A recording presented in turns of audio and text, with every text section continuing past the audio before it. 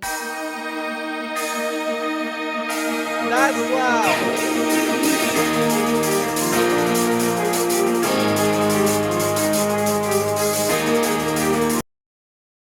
Asagao Academy, Normal Boots Club.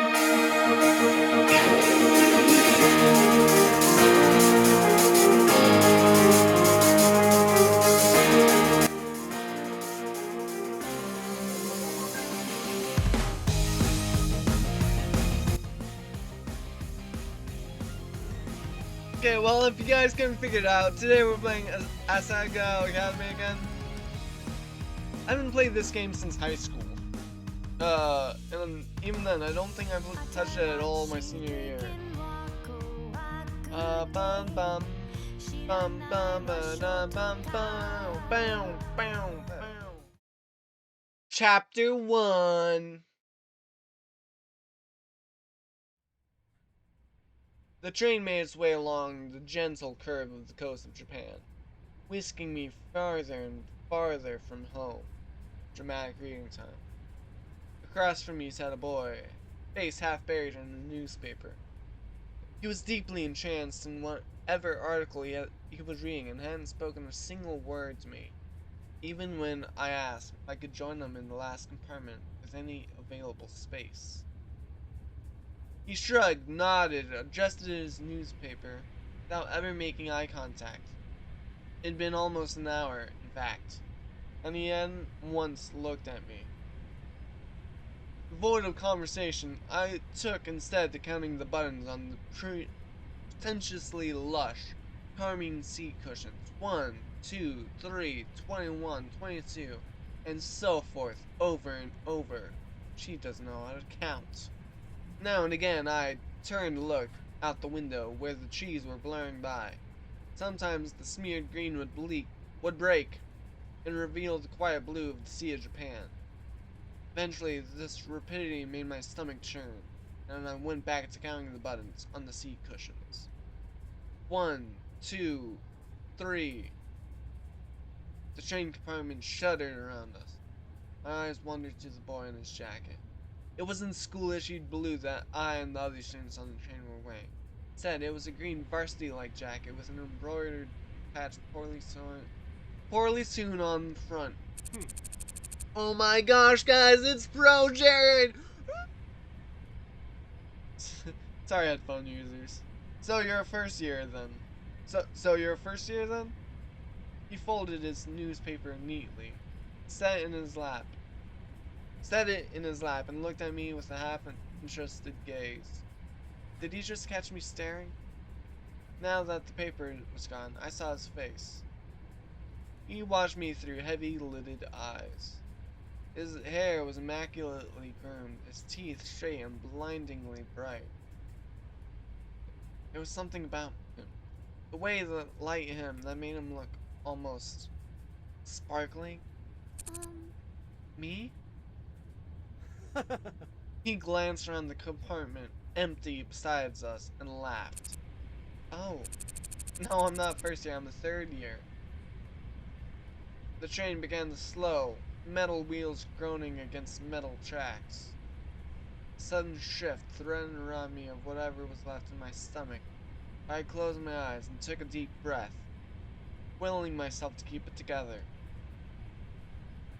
What kind of impression would I leave, duking on a student before I even arrived at the academy? The boy frowned. I picked at the hem of my cotton skirt. That's not possible. I've never seen you before. It took me a moment of mouth fishing to find a response. It's because I'm a transfer student. He laughed again. Transfer student, huh? We don't get many of those. I removed my acceptance letter from the front pocket of my uniform. Paper, heavyweight, off-white, had accumulated creases from my reading and rereading. As if the words might have changed since the last time I read it. The boy took it, studied it, then handed it back to me. I'll see you around. I'll see you around. Well then, Hannah, I suppose I'll see you around. He smiled at me as he picked the suitcase lying next to him. By the time I hiccuped a response, he was already gone from the compartment. I stared out the empty hallway of the train. It was then that I realized he, having gotten it from my acceptance letter, knew my name, and I never got his. Such a good sound. I forgot about how good the game's soundtrack is. Settled at the station, and I had filled out with the rest of the uniformed students.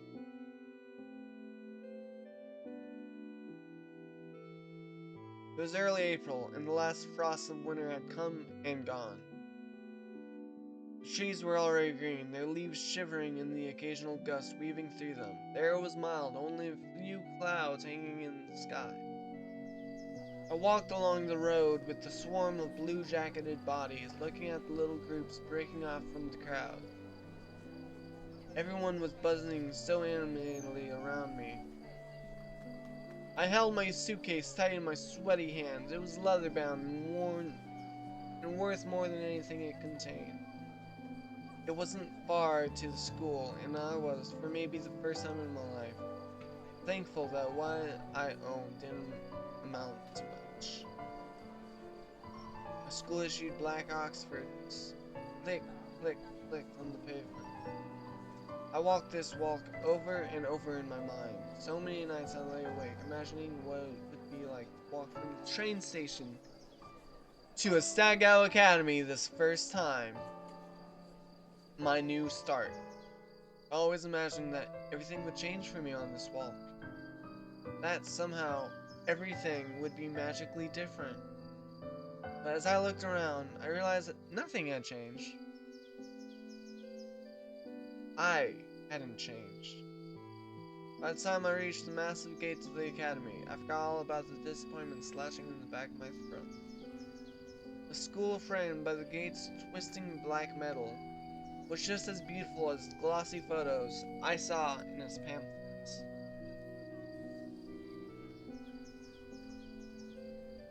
This was it. Asagao Academy. I glanced around, and the swarm of students gathered around the gate. Beyond it, tiny blue people bounced around the academy's main building.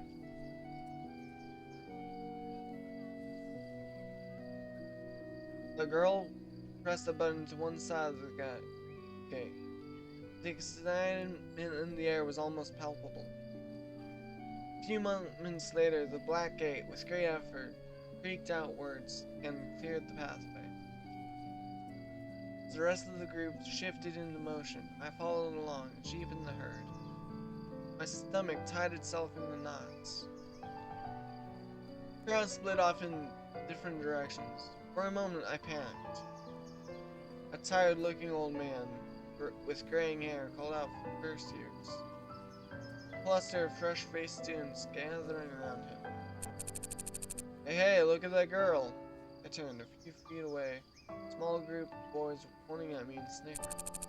Pink hair, are you kidding me? How desperate can you get? Hot shame crawled down my neck. I attached myself to a group of girls, following a few steps behind them. In the distance, cicadas hummed, in time to my shoes crunching against gravel. My hair. It wasn't my fault my hair looked like this.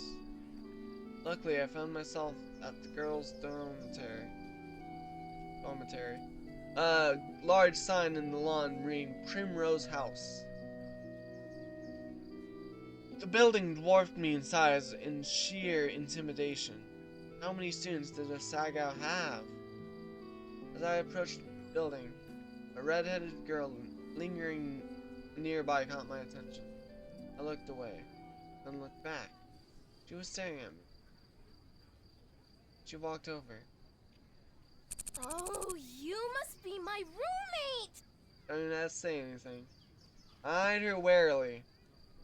She was smiling and bouncing in a way that suggested her views on life were akin to a perpetual bouncy castle. What? Me? Bingo. Bingo! Of course, you silly. Let me guess. Room 325? Thought back to the paper I received a month prior with a list of all the supplies I need for the year and my dorm arrangements. Yeah, that's right.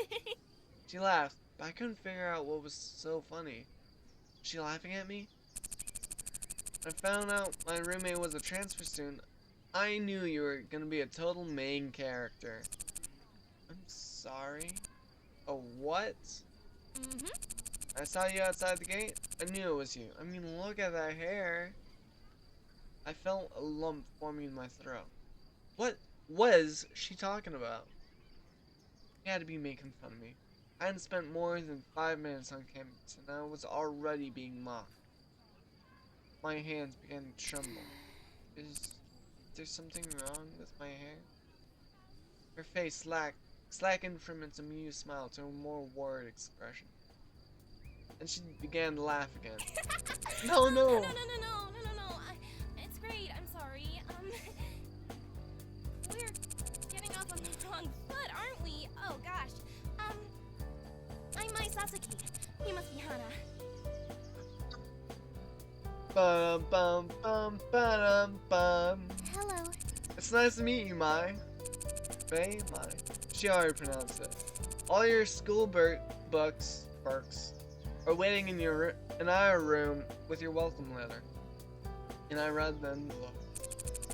I hope you're not mad.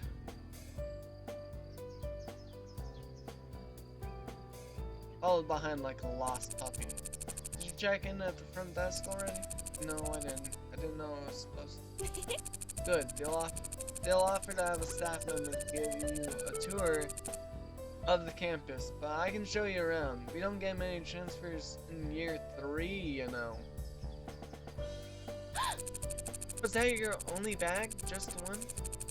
Glad I brought an extra bag of stuff to decorate our room with. I started already. I hope you don't mind. I did wait to string the lights. I thought we could do it together, you know? I love mine. She's so great. And I do kind of have a soft spot for gingers. She spoke quickly, the words bubbling from her mouth, and left me no time to answer until the end of her monologue. Yeah, okay, that sounds good. She held the front door open for me, and I hurried inside. Girls filed up and down the hallway, howling greetings and exchanging vague niceties that were more often than not was, "How was your break?" and "Look how tan you got!" It seemed like everyone knew each other. Followed Mai as she led me through the maze of students and then up 2 flights of stairs. A whole 2. Each dorm floor looked the same as the last. Narrow, white doors lining both sides of the pale pink walls. Thin gold numbers were tacked to the front of each, the numbers rising as we climbed. You're not missing anything with the campus tour, I promise. Mr. Saitomo does them every year, and he's like totally dull. Just drags you around the entire campus and talks in that weird, squeaky voice of his. I'll tell you everything you need to know. Smile, trying to let this calm my nerves. Thanks. We headed down a hallway on the 3rd floor. I stopped us in front of door number 325. Here we are!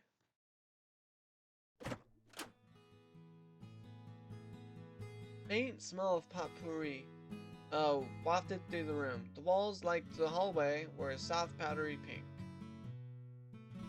I already defaced them with a tapestry of posters, magazine cutouts, and photographs. Some of the photos were of cats, but most were of male models and rugged musicians. A bunk bed, 2 writing desks with wooden chairs, a small dresser, and a mirrored vanity, all clearly provided by the school, were the only pieces of furniture in the tiny room. The top bunk was covered in neatly tucked blankets and throw pillows of clashing patterns and colors. The bottom bunk had a single stiff-looking pillow and thin cotton blanket that I didn't need to touch to know was horribly itchy. must have grimaced, because my quickly smiled at me. I brought way too many pillows and blankets. I always overpack. I went to Italy over break and my mom got really mad at me because I brought 5 bags. But we were only there for a week. She laughed, pulled several blankets and pillows from her bunk and rearranged them neatly on mine. A sudden twinge of guilt and embarrassment hit. Perfection. Perfection. There, that's much better. Thanks. Placed my suitcase on the bottom bunk and began to unpack its contents. Several changes of clothing, pens and pencils, empty notebooks, a few photographs of my father, a dilapidated stuffed rabbit, and an old portable radio and a small music box. I opened the curtains and sunlight poured in. So, where are you from? I slid the now empty suitcase under it. Holy cow. I think that'll be it for today, guys. Got completely sucked into the game. Be sure to smash that like button, subscribe, and follow me on my socials. Ring the bell, and leave a comment on if you wanna see another of this video. Actually, don't bother because I'm gonna do more. I love this game. I do that kind of like visual novels of the sort. Really do kind of suck you in. Well, I call them a time sink though. But that'll be all. Later, Gators.